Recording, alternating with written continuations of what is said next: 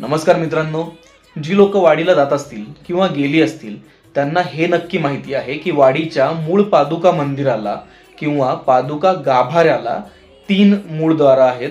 एक पूर्वद्वार, एक दक्षिण द्वार आणि एक उत्तर द्वार. आपण जिथनं दर्शन घेतो ते पूर्वद्वार आणि दोन्ही दारं उत्तर आणि दक्षिण ही दोन्ही बाजूला आहेत.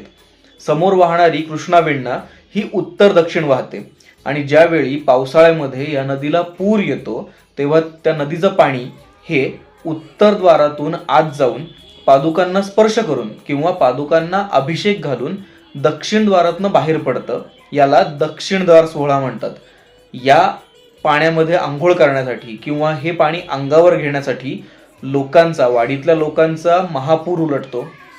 जर तुम्हाला शक्य असेल, तुम्ही वाडीत जाऊ शकणार असाल त्यावेळी, तर नक्की या सोहळ्याचा आनंद घ्या आणि हा सोहळा एन्जॉय करा.